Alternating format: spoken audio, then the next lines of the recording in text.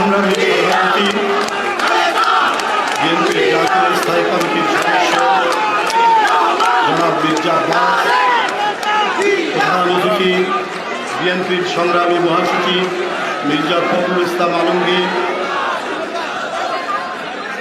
জাতীয় স্থায়ী কমিটির সম্মানিত সদস্যবৃন্দ, জাতীয় নির্বাহী কমিটির নেতৃবৃন্দ এবং ঢাকা মহানগরের উত্তর দক্ষিণের এবং অঙ্গ সংগঠনের সহযোগী সংগঠনের সকল পর্যায়ের নেতাকর্মী ভাইদেরকে আন্তরিক শুভেচ্ছা জানাচ্ছি।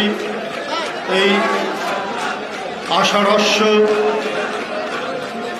মেঘাচ্ছন্ন পরিস্থিতিতে ঢাকা মহানগরের আনাচ কানাচ ওয়ার্ড থানা থেকে শুরু করে প্রতিটি ইউনিট থেকে আপনারা এখানে উপস্থিত হয়েছেন। এই বার্তা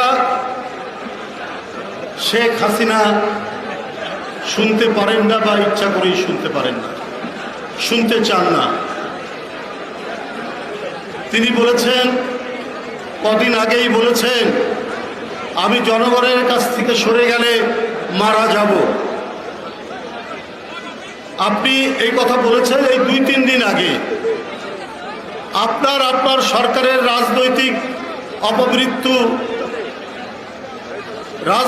অপমৃত্যু তো আগেই হয়ে গেছে।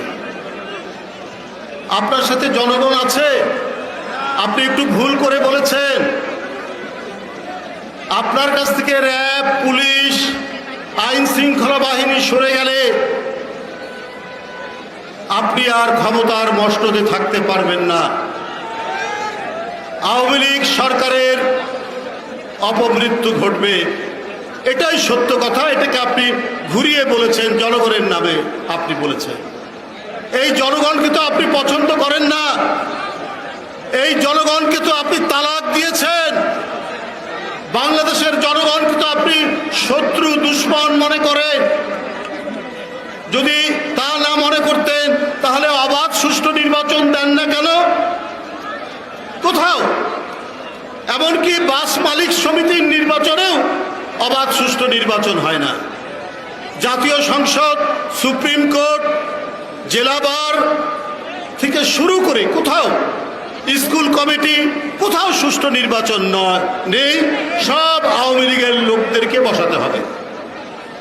এইটা হচ্ছে আপনার পলিসি, এইটা হচ্ছে আপনার নীতি। আর আপনি বলেছেন যে জনগণ থেকে সরে গেলে আপনার মৃত্যু হবে।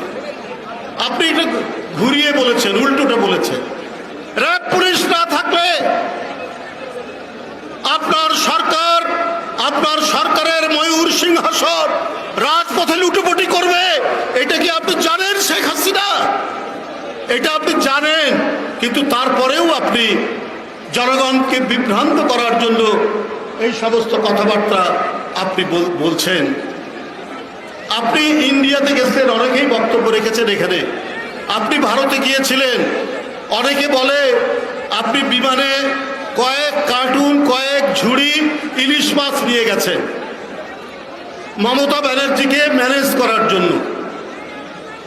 মমতা ব্যানার্জির জন্য ইলিশ মাছ নিয়ে গেছেন, আর কেন্দ্রের মোদির, তাকে তো তিনি বাংলাদেশটাই লিখে দেওয়ার প্রচেষ্টা নিয়েছেন।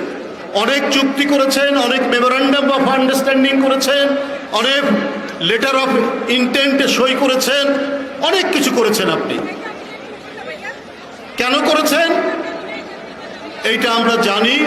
যে আপনার অবৈধ নির্বাচন, 7ই জানুয়ারির ডামি নির্বাচন, আপনার 30শে ডিসেম্বরের নির্বাচন, আগের রাত্রে হয়ে যাওয়া প্রত্যেকটি অবৈধ নির্বাচন, প্রত্যেকটি অগণতান্ত্রিক নির্বাচন, প্রত্যেকটি জনগণকে বন্দী করার নির্বাচন আপনি করেছেন।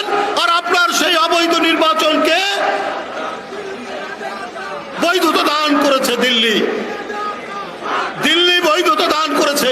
এই কারণে আপনি বাংলাদেশের জমি, জায়গা সবকিছু তাদের কাছে ইজারা দিতে চান। আপনার স্বাধীনতা, আপনার সার্বভৌমত্ব, এগুলো কোনো কিছুর দরকার নেই। আপনি সবকিছু ইজারা দিতে চান। আজকে জনগণ ফুঁসাই দাঁড়ো, আজকে জনগণ ফুঁসে উঠেছে। আজকে জনগণের যে ইচ্ছা, আমার আবার বাংলাদেশ আমাদের মতো থাকবে, আবার স্বাধীনতা আমরা রক্ষা করব, আমাদের সার্বভৌমত্ব আমরা সেটা প্রোটেক্ট করব।